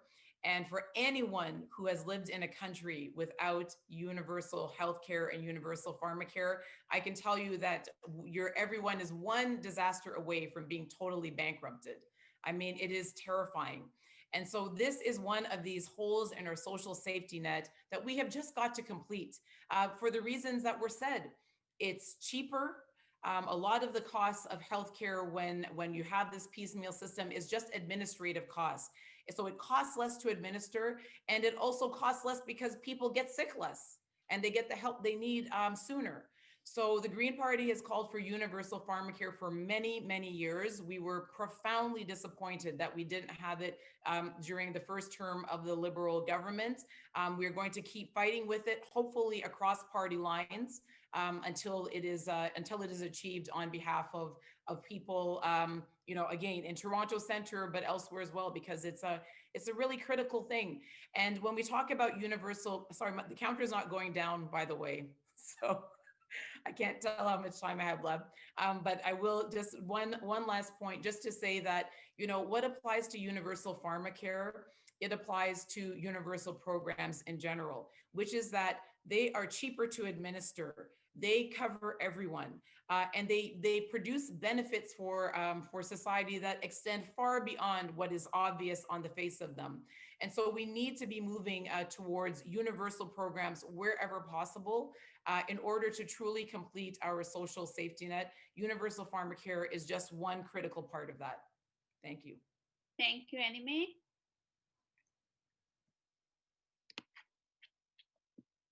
So I would like to request Brian to share his thoughts. Please go ahead. Yes, thank you so much. So we know that the Liberal government's own report has recommended that this should be implemented, but we've also heard them. This report was also just a way for them to put off implementing pharmacare. This was a promise that the Liberals have made since 1993, when I was 5 years old. That there has been a consistent promise where they keep telling us they'll do it and then they don't get around to it. There are some really key things that we should think about when it comes to expanding our healthcare service. That when Tommy Douglas first introduced universal healthcare, well over 60 years ago now, that it was always meant to include things like pharmacare, but it has fallen through the cracks time and time again by subsequent Liberal and Conservative governments. We would implement that as New Democrats, and we will push for it every single time, because people are healthier if they have access to the medication that they need. People are less stressed out if they have access to the medication that they need. For everyday Canadians, that means about $500 more in their pockets as a result of not having to pay out of pocket for medication. It's also cheaper for us in the long run. Every year, Canadians spend upwards of $25 billion on medication, and for a lot of this is also something that affects businesses and employers as well too, that for a lot of them they are sharing the cost of medication because so many people's healthcare is actually tied to their employment, and New Democrats believe that shouldn't be the case, that really we should be providing this for all Canadians. And importantly, I want to mention here that New Democrats are talking about including vaccines in this. It means access to things like PrEP for men who have sex with men. It means access to things like Gardasil for women and men who have sex with men. It means access to a COVID-19 vaccine. And this is important because there has not been a guarantee that there will be a COVID-19 vaccine available to all Canadians for free. That we have been hearing that they have been securing certain amounts of the vaccine for Canadians, but there is still no overarching guarantee from the Liberal government that all Canadians will have access to a free COVID-19 vaccine, and that's wrong. Thanks for the question. Thank you. I would like to request Mercy to go for next. Andrea, thanks so much. Well, we have been working on this, and I just like to say, Brian, we actually have taken the first step where we buy medicine in bulk. And believe me, that didn't happen when you were 5. It happened quite recently, and it was announced. We implemented it, and it was outlined in a report. That report is part of the National Drug Formulary, and it has been announced. And I will tell you, if I am elected as the MP, this is something that I will be pushing for. It's important.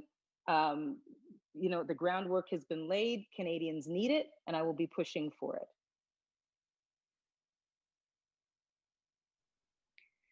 Thank you so much, Mercy. We actually I think we got another question. So Ibrahim will bring his questions. Ibrahim, Okay. please go ahead. Ibrahim, can I just pause you for 1 second? For the attendees who are listening, we do have, this is our last question, but we do have time for one more question. And we would be happy to take questions from the chat on seniors issues. If you have a seniors issue question, if you could post it as soon as possible, it would make it very easy for me to make another question slide and get that one fit in before we end. So if you have seniors questions, please post them in the chat as soon as possible, and we will randomly select one and post it on our slides for our candidates before they do their final wrap up. Denise, Ibrahim here. The question that you have, I don't have it on the PowerPoint. Can you just read it out loud? Absolutely. Give me 1 second, friends.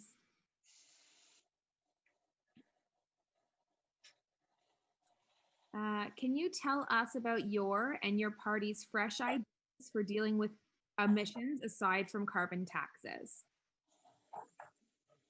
We are going to start with Marcy, then work our way Brian and Anami.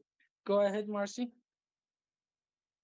Well, I'd like to start by saying, you know, there was 10 years of inaction by the conservative government, and then we had to move. And I would say progress has definitely been made even in the last 5 years. So just announced was a $10 billion infrastructure investment program, and that includes green infrastructure. But more importantly, and I think this is really important to stress, it includes green jobs. So 60,000 jobs, because if we're going to build back better, then we have to build back better and think green and think, how do we work within that space? How do we make sure that that space is well funded? So 60,000 jobs, some 60,000 jobs would be created in this $10 billion infrastructure investment, which includes green infrastructure, which is huge. The single-use plastic ban that's coming in 2021 is important. You just have to look at people in grocery stores. I was in one yesterday. People are still asking for plastic bags when they check out, and that is going to end very, very soon. You know, that is a huge, huge problem.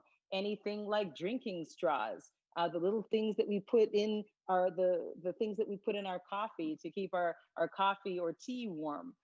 All of those things are being banned as of 2021. And I will say one thing about the carbon tax and putting price on pollution, that does go back to Canadians. So when we put a price tag on that, it then goes back to Canadians in the form of other programs. Thank you very much. Brian, go ahead.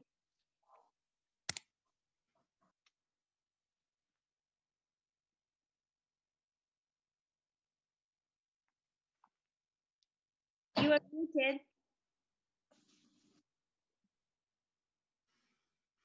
Hi.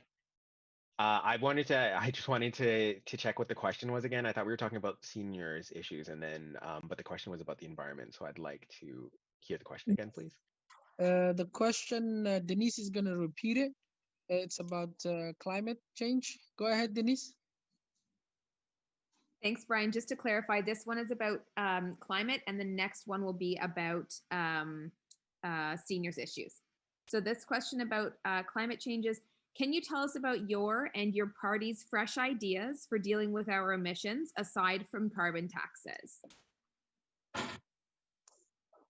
Thank you. I heard that this time. So one key thing is recognizing that we are in a climate emergency and actually taking action that is appropriate to the time that we're facing here. And we haven't seen that from the Liberals. And one key thing that New Democrats are pushing for is the implementation of a climate accountability office. And this is something that's modeled after the work that Jack Layton did in 2006 when he pushed for the Climate Accountability Act, which was to try and get us to commit to what at the time was the Copenhagen our missed Kyoto Protocol targets, and then moving on to the Copenhagen targets. What we're talking about in terms of the Climate Accountability Act is really making sure that we have an independent arm of government, something that's like the Auditor General, something that's like the Parliamentary Budget Officer, somebody who sits out there who has a resource staff who sit there and can analyze all the levels of government, including the Department of National Defense, which is a huge, huge contributor internationally, right across the world of greenhouse gas emissions, and then making sure we know what they are first and foremost, and then that the government is meeting its targets to lower them. And right now, we don't have that accountability because we only have what the federal government chooses to share with everyday Canadians.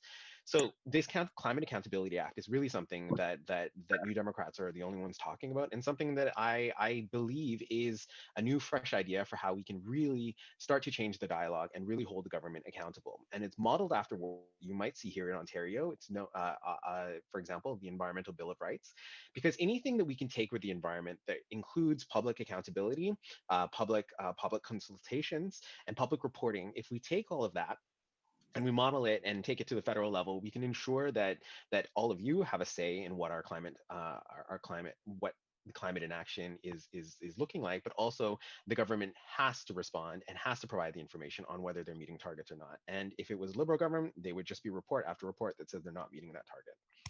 Thank you for the question. Thank you very much. Go ahead, our next candidate. So first, because there's not much time, I encourage everyone to please visit our website, annemiepaul.ca. I released a document there that I wrote over the course of the leadership campaign called Chance of a Lifetime, Accelerating Our Transition to a Green Economy, that talks about all the ways that we can get to reducing our emissions as quickly as possible and in a way that creates a just and sustainable future. Climate tax and rebate is one of those things, of course, but there's also building retrofits. There's also changes to animal agriculture. There's also becoming a world leader in clean technology. That's a sector that's estimated to be $3 trillion by 2030.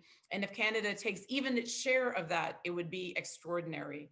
And so, when it comes to the climate, when it comes to tackling that emergency, and it is an existential threat, first, in terms of Toronto Centre, I will say that it is just terrible that people in Toronto Centre don't get to concentrate on that emergency the way they should, because their urgent needs have not been met for such a long time by the members of parliament who represent them. And secondly, to say we can't forget in this community, despite those needs, that the climate emergency is going to come for us first and worse, because that's what happens to low-income racialized communities. The Green Party of Canada is the only party that has proposed targets that correspond to the science. It was incredibly disappointing not to see those targets change in the speech from the throne. The Liberal target is half of what it needs to be based on what the scientists have told us. They cannot be counted on to protect our community in terms of our changing climate. We need new representation if we're going to get to our targets, as quickly as possible. Thank you very much. This is definitely a crisis that involves everyone and is a mission for all of us. I do ask that in order to get this solved globally, there is a project that I am currently trying to take. If you go to regentparksocial.org, you will find something called the Gigaton Challenge. Is how do we work globally and create a mass individuals who are working towards this goal. Thank you very much. Denise, our next question. I think I can go with the next questions. I have it here. Go ahead, Tanvir. Okay. So next question is about senior issues. So tell us about your position on seniors, some issues of concern, Do you do you support national standard for long-term care? Aging in place, what improvement are required to make this feasible and safer? And, guarantee income for seniors and support for seniors, health and social, who don't have the support network of family to care for them.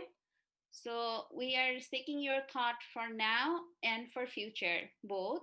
So you know the order. I would request Enemy again to share her thoughts first. Thank you. Yes, it's going to be a bit of a broken record. Please visit my website. During the leadership campaign, I put out a policy with respect to reforming our long-term care system. This is it's very personal to me, but my story is not unique. My father died in long-term care a few months ago because of the failures in the system. And so we have to remember that when we are talking about things like long-term care or any of these issues, these are life and death issues. And there were several people in our campaign that lost loved ones because of the chronic failures in the system. It's a system that's broken. And so I say yes to national standards in answer to that question, but please, let's not settle.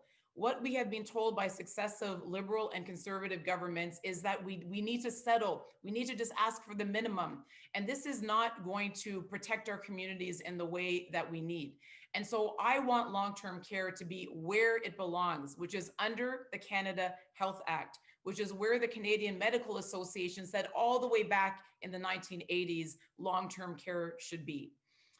With respect to aging in place, please again visit my policy proposal. We spend a fraction of what other developed countries do on allowing people to age where they want to, which is in their communities. And when they need help, providing the services and support so that they can remain within their homes, which is where we all want to be.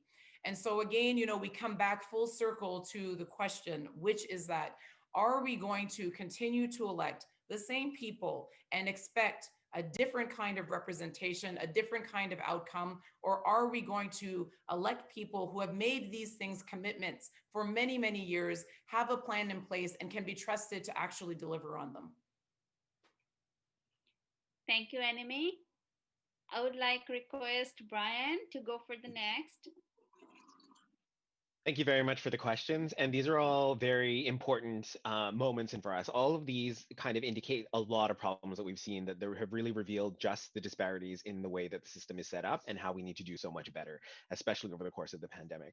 I work as a research associate at SEIU Healthcare, which is a labor union that represents the bulk of frontline healthcare workers in long-term care homes across the province of Ontario. It is devastating what our workers have seen and what they have reported at. We have known that these are problems for decades now, that the system was privatized by Mike Harris in 1998, and we are still dealing with the effects of what happens when conservatives privatize system, take them out of public hands, and try and put profit at the front of that work. Since the year began, Extendicare has paid, private for-profit corporation has paid out over $100 million in shareholder dividends. That's wrong. That shouldn't be allowed and permitted as long as people are dying in those facilities. And what we know what we know from research from geriatricians and senior experts is that for-profit homes have worse outcomes when it comes to long-term care homes, especially when it comes to especially in regards to COVID-19. On the ground, this is not solace to people who have lost family members. This is not solace to people who are dealing with the isolation of being separated from other people. What I can talk about are different policies that we would implement when it comes to aging in home and home care. There are predominantly it's provided by private for-profit providers as well too. We need to change that dynamic as well too. We need to talk about a senior's property tax deferral so that people can stay in their homes for longer and that we can put the tax towards the end when sales happen. We can talk about making, and New Democrats have talked about taking profit out of the system and making it part of our public healthcare system so that our seniors have the best care available and live with dignity. Thank you, Brian. Now I would like to request Mercy to go for the next. Thank you so much. Thank you so much, Tanvir. Listen, seniors are the bedrock of our community. My parents are in their 80s right now. Just before this campaign started, my mother had a stroke, and she was independent. She was fine. She was the senior that bought all the other seniors their groceries, and now she's debilitated. And we're not sure what's going to happen. My sister has had to move in with my mom.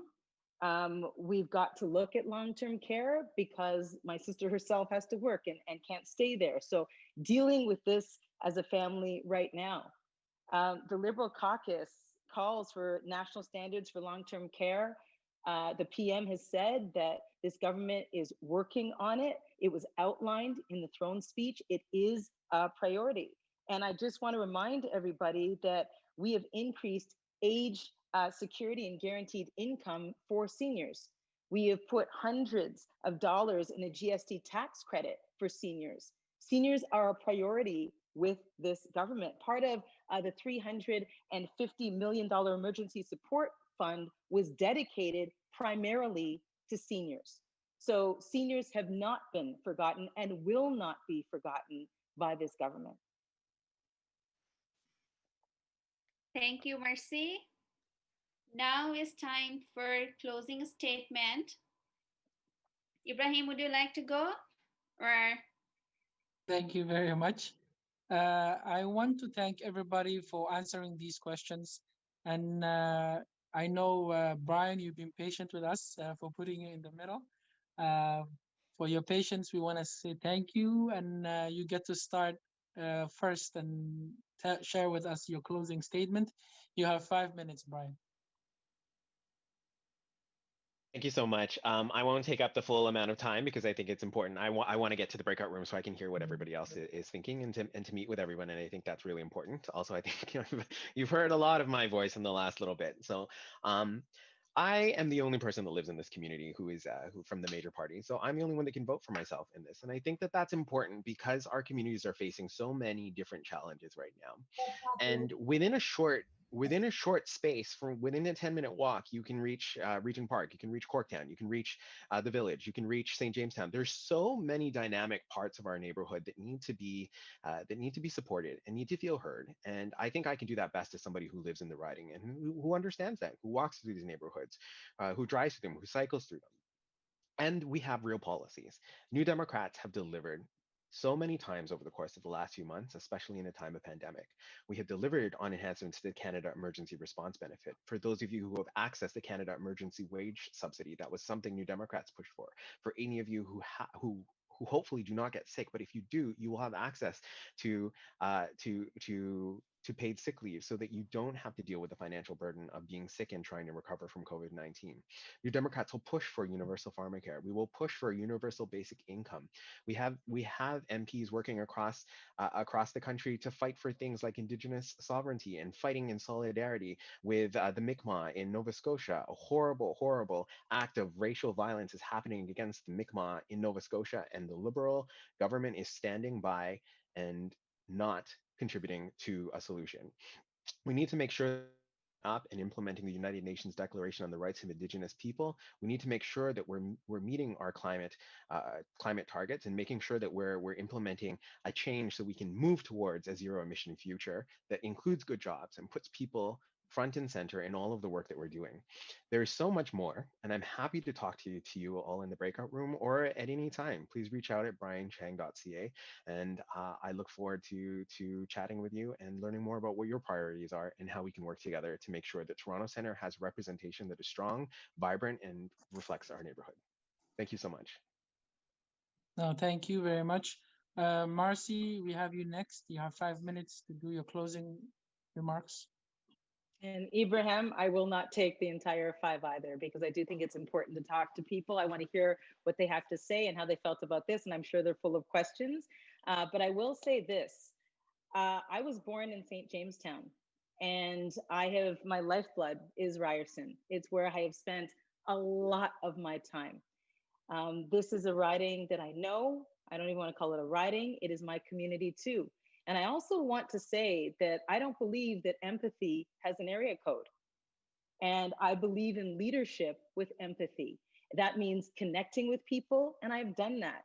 I have had meetings, I have had impromptu meetings in the street, just conversations, understanding what people want, understanding what they need, and understanding that there needs to be, we need a brand new start. We absolutely do. And I believe that I'm it. There is something to people being listened to. And that's what I've been seeing, that people really want to be heard. And that will be my job as your MP, to not only hear you, but take action on your behalf and be the voice that you need. And that's what I'm committed to. There's something to be said from walking away from comfort. And I've said before, I was extremely comfortable. What I want to do is help. What I want to do is engage. What I want to do is bring change. And that's what I represent. Thank you so much. The organizers have done an amazing job tonight. Thank you for all of the questions. Thank you for putting the time in. This is not easy. I know that, to plan something like this. So I appreciate you. Thank you very much for those thoughts. Last but not least, I do apologize for mispronouncing your name. Anami, go ahead. Thank you so very much for this opportunity. You know, we're doing this by-election, as I said, under very unusual circumstances. I said very clearly many times, and I had invited the other candidates to join me in calling for this by-election to be suspended, not because this community doesn't need representation, but real representation at this time, I believe, would have been to say that this community is dealing with enough. There were extremely high levels of infection in St. Jamestown, in Moss Park. We've heard about the outbreaks in some of our long-term care centers in the area, and we do not have the new rules in place. There will be new rules in place soon. Elections Canada has presented draft legislation, but once again, the community is sent to the back of the line, and we are frankly being treated as a test case. You know, we want to know, there are some people who want to know what will an election look like under a pandemic. And so they said, let's go test in Toronto Centre. And so I'm very disappointed that you all had to have an election under these circumstances, that you didn't get to know us as candidates hoping to represent you the way that you should have, because that is part of democracy too. It's not just voting, it's also getting to know the choices that you have before you actually vote. And you did not get the opportunity that you should have had. And so thank you again for sharing your time with us under these difficult circumstances. I'm so grateful, and it just demonstrates again how incredibly civic-minded people are in Toronto Centre. The choice that we have now, whether it's in Toronto Centre or the rest of Canada, is where do we go next? And how do we decide what a life is worth? For every single one of us who has lost a loved one during this period because of the failures in the system, or who knows a student that hasn't been able to return to school in this riding because they simply did not have a job this summer, or who has someone who lost their housing because their precarious work dried up and they don't qualify for any of the existing benefits, or who has someone that they know who has suffered from the opioid epidemic that is raging out of control in our community. The question that we have to ask and answer is, what is a life worth? And what are we prepared to do to make sure that every single person in our community is properly represented, can live in dignity, safety, and security? And you have asked excellent questions today about how we get there. One of the ways that we do not get there, and we will not get there, is by electing the same people from the same governments that got us here in the first place.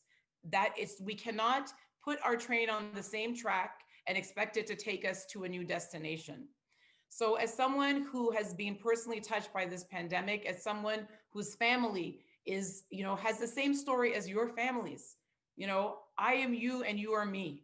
And that is the experience that I bring to politics. I'm asking you to do something that has not been done in a very long time in Toronto Centre, and trust in new representation. Trust that you that you deserve the representation that you should have, and that there can be a better way and a brighter future for every single resident in Toronto Centre.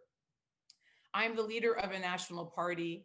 I'm a lawyer. I have a master's degree in public and international affairs from Princeton University. But all of this was leading up to the moment that I could truly represent the people that come from the same backgrounds that I did and who need the help and deserve the help because they've done so much on their own without the help for such a long time.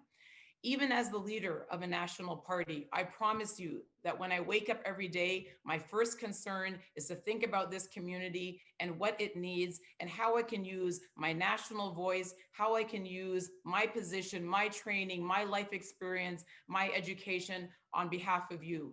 We need a guaranteed livable income in this community. We need truly affordable housing in this community. We need a safe supply so that the opioid poisonings that happen every day end in this community. We need a new strategy for policing in this community. We need to have safe and secure and dignified employment in this community. These are things that if you elect me, I promise I will preoccupy my mind with for as long as I represent you. I hope that I have this opportunity and I thank you for considering me and I look forward to our discussion in the breakout rooms. Thank you very much, folks. We still have more things prepared for you. We have breakout rooms that we will go and talk with the candidates. I would love to give this opportunity to my co-chair or my partner who we co-hosted this together to share also her closing remarks, and I will go after. Then Denise will take it over. Do you want to say anything, Tanvir? Yes, I would like to say thank you all for joining us this evening, and we will see you in breaking rooms. And I will say thank you again. And Ibrahim, please go ahead. Thank you, everybody. From the words I heard from all of you, you guys are great leaders, and Toronto Center is lucky to have any of you serving her. But I always like to say that when it comes to community, when it comes to everybody, it takes all of us to do the work. And this event has been organized by the community, and this election will happen. But when you move on every day, you have to serve back. And it takes all of us to bring the changes and the wishes that we have. So I'm definitely excited about this election, but it takes all of us to do every day the change we require.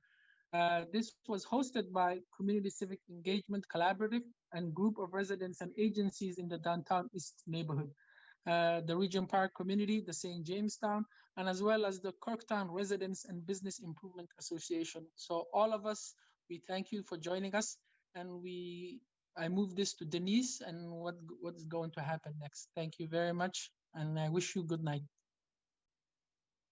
Thank you. Thank you so much, everybody. I just want to release the candidates for a few minutes. Candidates, please feel free to turn off your cameras and your mics. I would really like you to stay in the room. Don't leave the room so that I can move you into breakout rooms. But I would really like to give you a 10-minute break after all of your wonderful question and answers for the last 2 hours.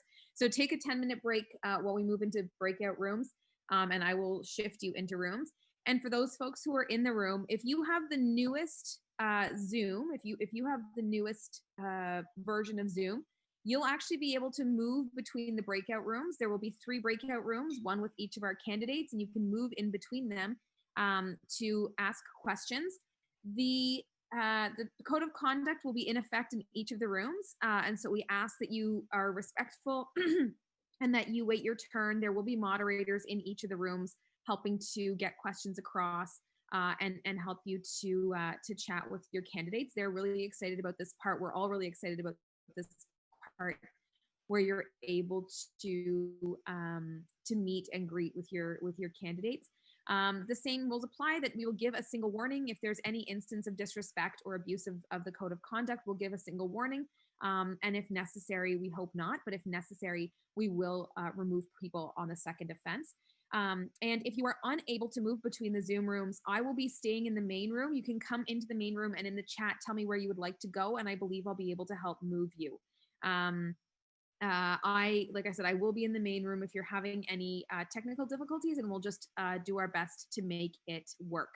For my friends who are moderating in the rooms, if you could just remind me who you are, maybe either send me a private message or help me to get you into the right room. I will do the candidates first, and then I'll put the moderators in next. So if all of you would like to take a 10-minute break, we'll come back to the breakout rooms at 10 after 7, and you'll have until 8 o'clock to be with the candidates in the Zoom room. Thank you so much, everybody, for your participation in this. We had over 200 viewers across the Zoom and also the Regent Park Focus live stream link, and so that's really great turnout community. And we were so happy to have all of you. And thank you so much to the candidates who joined us and were able to lend us their voices and share with us their platform and their thoughts on these issues. I will go ahead and start the Zoom room. Please take 10 minutes and we will see you back here shortly.